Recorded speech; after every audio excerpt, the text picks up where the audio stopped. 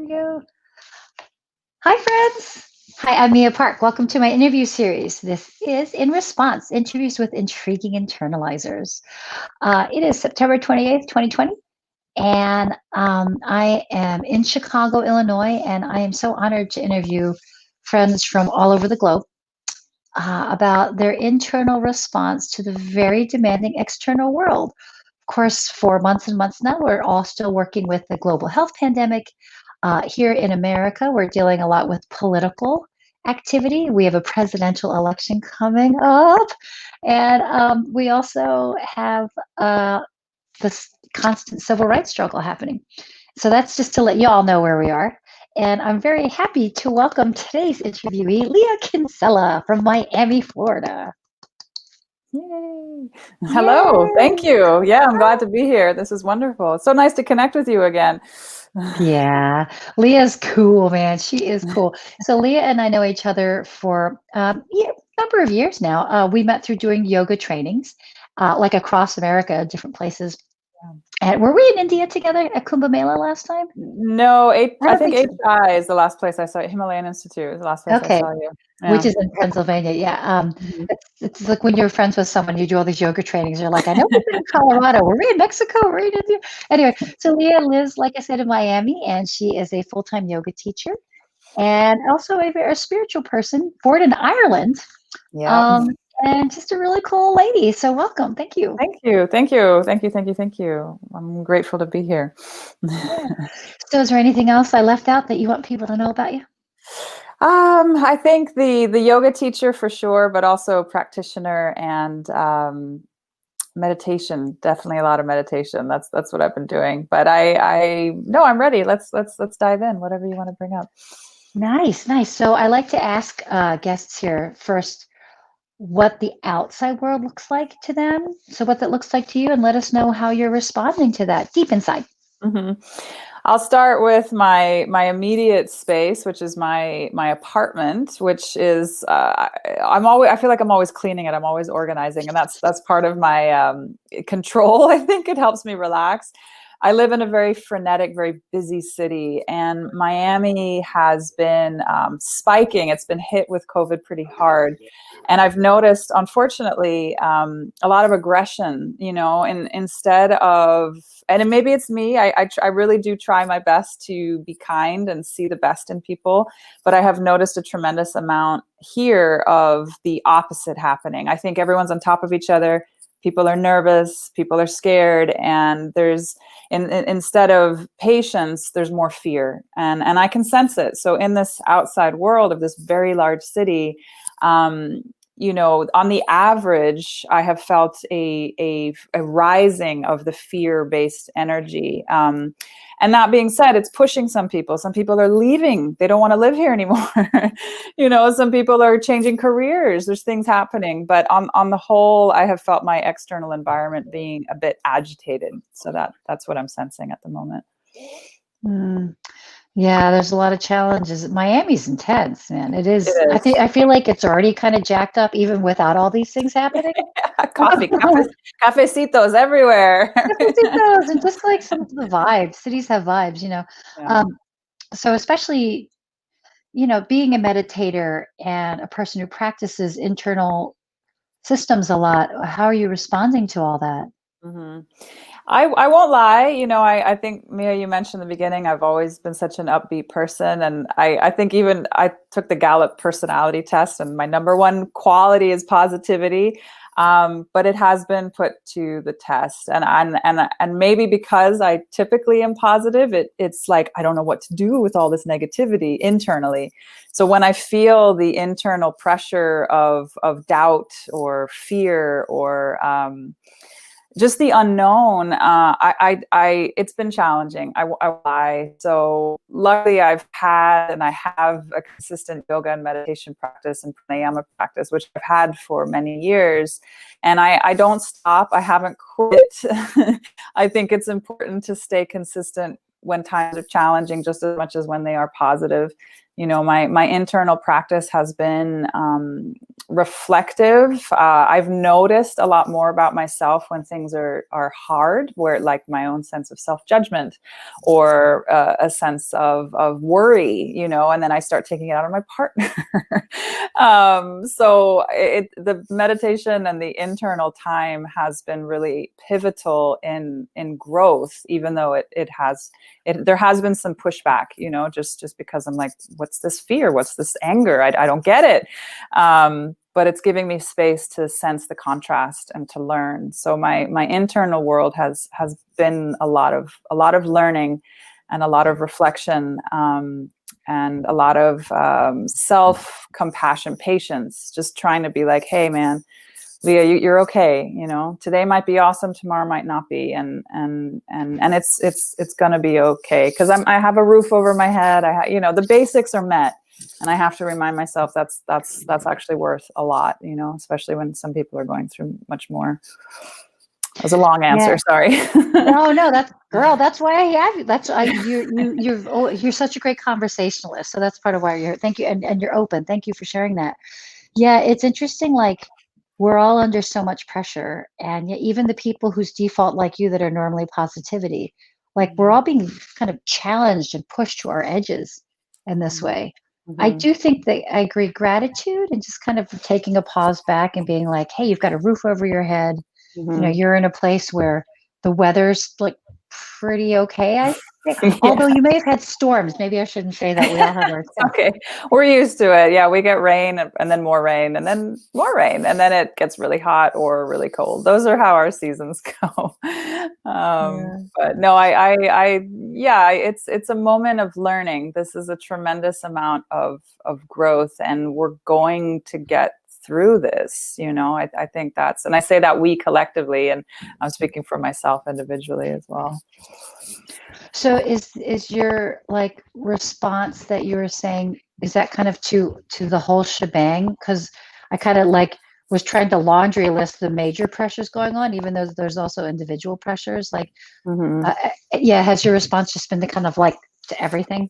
I think, yeah, both. I think, like I mentioned, the external Miami is going through its own shifts and changes. There's definitely a political environment.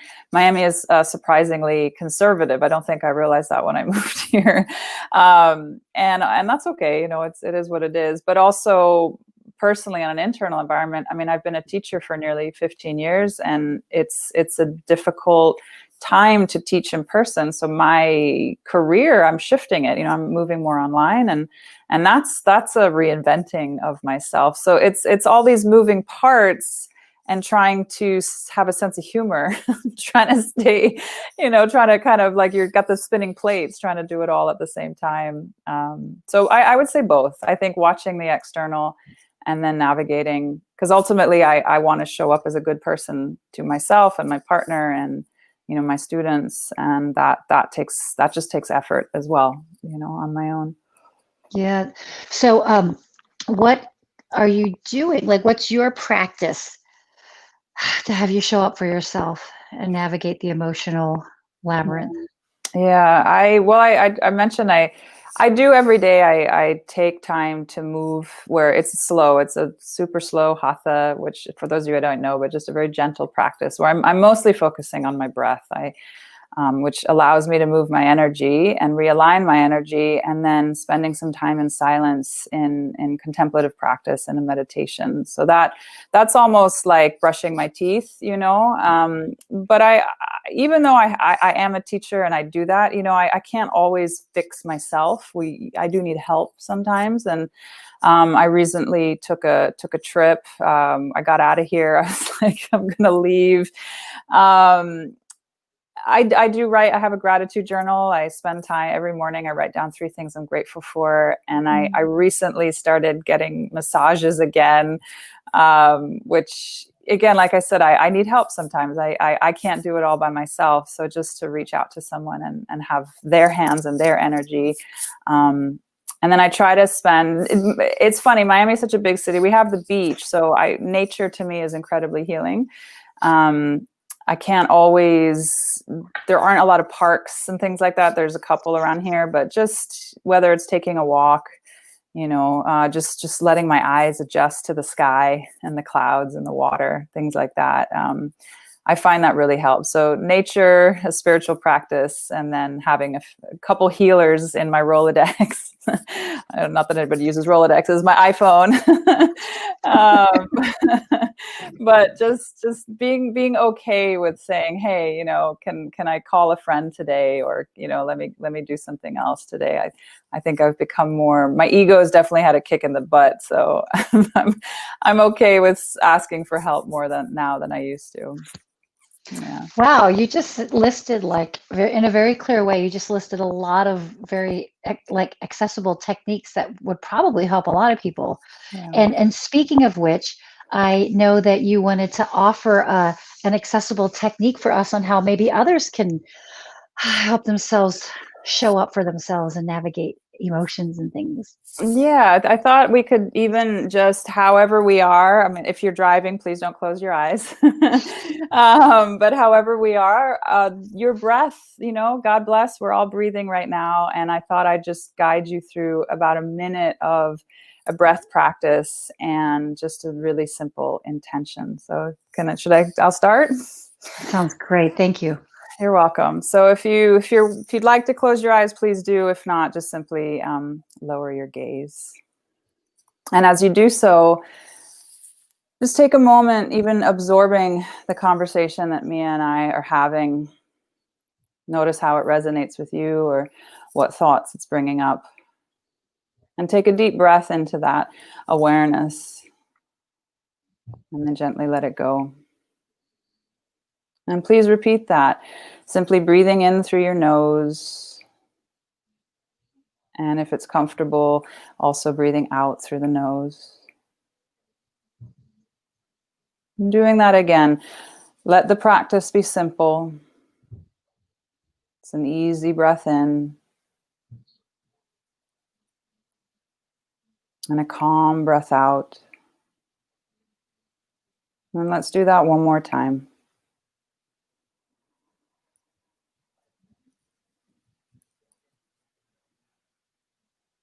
And gently allow your breathing to relax. Notice even now how you feel compared to a moment ago. And allow yourself to remember this feeling, even this awareness in this moment. Take a moment to be with yourself, be with your breath. And then gently, please open your eyes if they're closed and come back. Okay. Oh, thank you for that. That was great. Thank you so much, Leah. So it's interesting. We actually have a question now from someone to you that I think that the practice you just led us through might be an answer to. So maybe we can address the question, and in that way we can talk about what you just led us through. Sure. So Bill asked, hello, I came in late. What does Leah teach? Do you, either of you, have any advice for very low energy and low motivated people like me? Mm-hmm. Okay, thank you for reading the question. I teach meditation and yoga nidra, and I'm also a life coach. And in terms of advice for low energy and low motivated people, my go-to would be to move, physically move. I know it may seem that is counterintuitive to the motivation, but it might be just standing up, and it might be just walking to the other side of your room. Breath practices are accessible. They're definitely accessible. You don't necessarily have to physically move, but connecting to a deep breath. And if we were to go into more detail, I would probably suggest, bigger inhales, maybe holding the breath, but I don't know you, so I don't want to go too specific.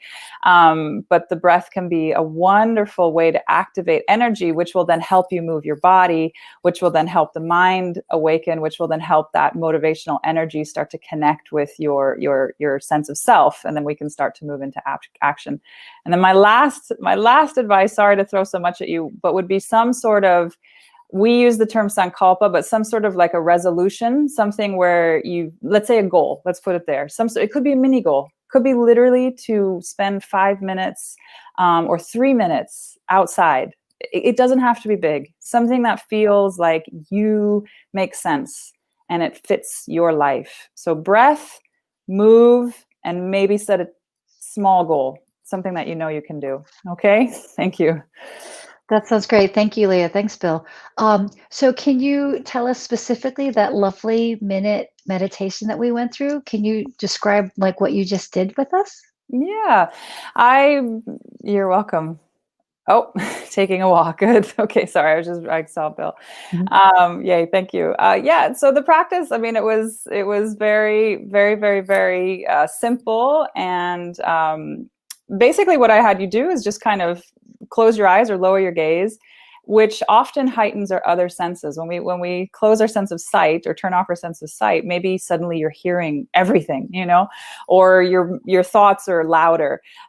So give yourself a moment just to kind of transition into that silence, and then notice your breath. Make friends with your breath, make friends with your thoughts.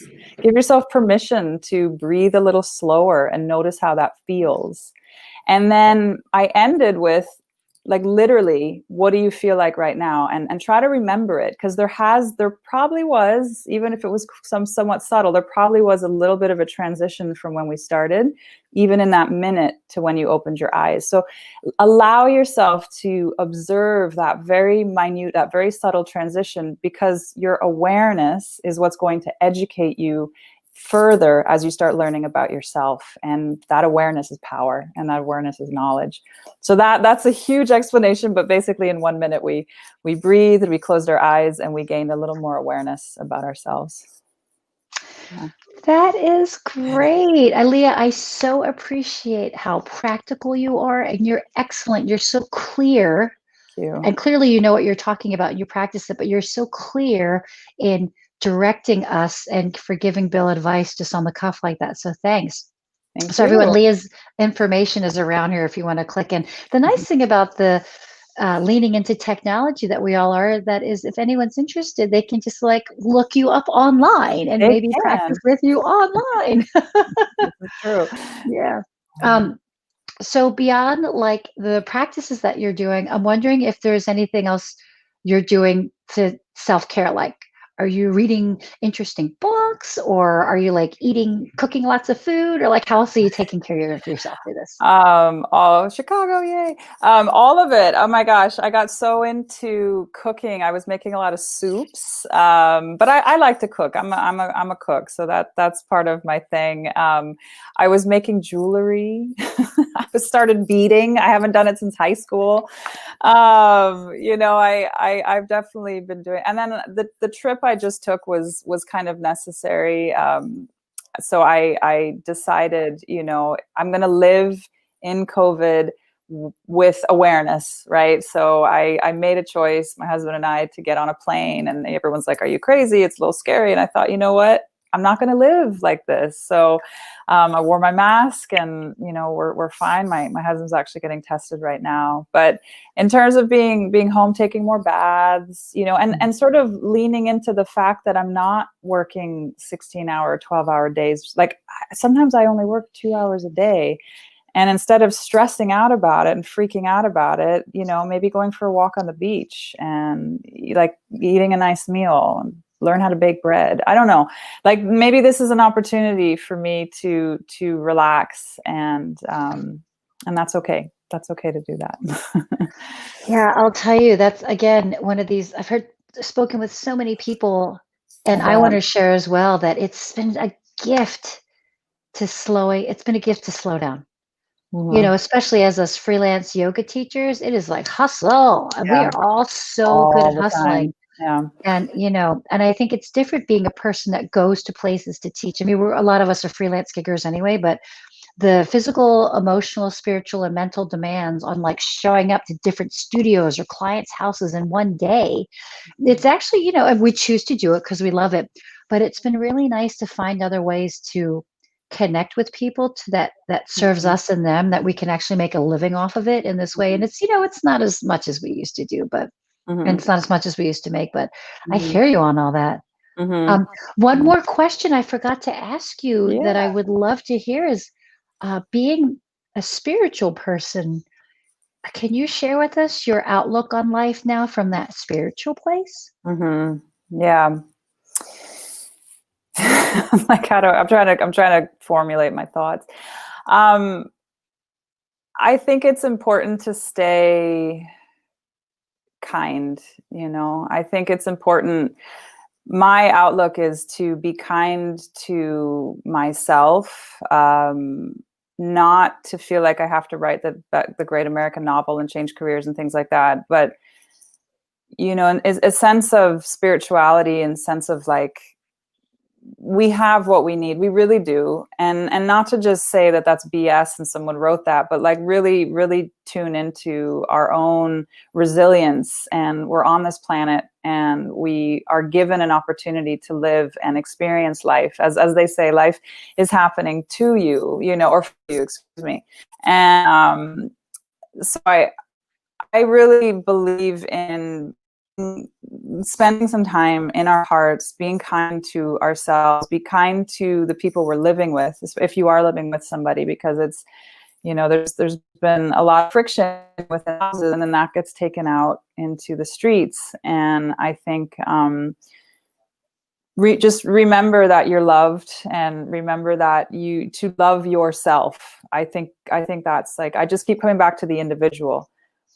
Love ourselves. It's not selfish to love yourself. It's not selfish to take care of yourself, because when you're doing that, you're allowing yourself to show up better to everyone that you come in contact with, and they are going to get affected on some level, even as subtle. So that's really the message I keep getting is just we are loved, and love yourself, and I think it will pay forward.